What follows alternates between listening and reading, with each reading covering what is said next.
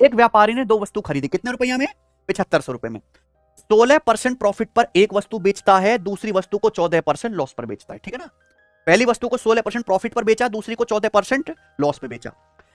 In the deal, deal मतलब सारे सामान पर मिलाकर उसे ना तो कोई प्रॉफिट हुआ ना ही कोई लॉस हुआ। तो आपसे पूछा what the difference between selling price of both the items, दोनों आइटम के सेलिंग प्राइस में क्या डिफरेंस है? दोनों के सेलिंग प्राइस, इस सवाल में क्या पूछ रहा है बच्चों?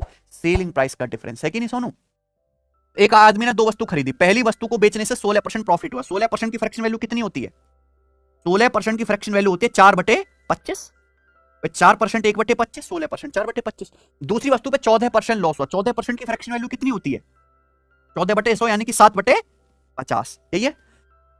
दोनों वस्तु पे मिला के ना तो कोई प्रॉफिट हो रहा ना ही कोई लॉस। यहां अगर देखा जाए तो पहली वस्तु पे 4 का प्रॉफिट है, दूसरी पे 7 का लॉस है। जबकि होना क्या चाहिए? पहली वस्तु का प्रॉफिट दूसरी वस्तु के लॉस के बराबर होना चाहिए कि नहीं? यानी कि यहां पे 4 और 7 को आपको क्या करना पड़ेगा? इक्वल करना पड़ेगा। बोलो हाँ।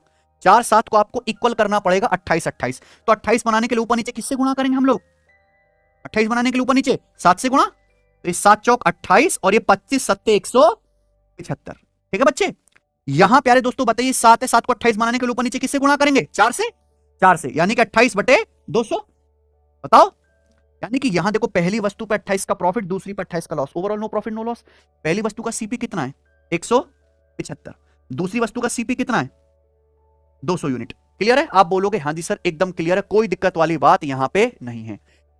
एक्चुअली सवाल में जो पूछा है वो पूछा है दोनों के सेलिंग प्राइस का डिफरेंस, है कि नहीं। अब आप बताओ, हमें ना दोनों के सेलिंग प्राइस का डिफरेंस निकालना है। तो क्या आप सेलिंग प्राइस का डिफरेंस डायरेक्टली निकाल सकते हैं? आप बताओ पहली वस्तु का सेलिंग प्राइस कितना आ जाएगा? बताओ बच्चों। अगर आप यहां देखो, पहली वस्तु का सेलिंग प्राइस कितना होगा?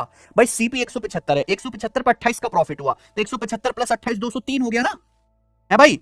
दूसरी वस्तु का सीपी कितना है? 200। 200 पे 28 का लॉस है, तो 200 में से 28 घटे, बिकी कितने में? 172 में। तो दोनों के सेलिंग प्राइस का डिफरेंस कितना है? 31। यानी कि जो भी आंसर आएगा वो काय का मल्टीपल होगा? 31 से नंबर नहीं कटता, 25 का वर्ग ये नहीं कटता, ये नहीं कटता, 31 दूनी 62, ये क्या है आंसर? आ गया कि नहीं आ गया? फटाक से हो गया। पूरा बनाना चाहते पूरा भी बना सकते। भाई दोनों आइटम खरीदे कितने में? 7500 रुपए में। यानी कि दोनों वस्तु का जो टोटल कॉस्ट प्राइस है वो कितना होना चाहिए? भाई पहली वस्तु का कॉस्ट प्राइस है 175, दूसरी का है 200, दोनों का टोटल कॉस्ट प्राइस कितना है बताओ? 375। 375 की वैल्यू कितनी है सवाल में? 7500 रुपए। बताओ कितने गुना? 375 दूनी 750 होता है, 20 गुना है।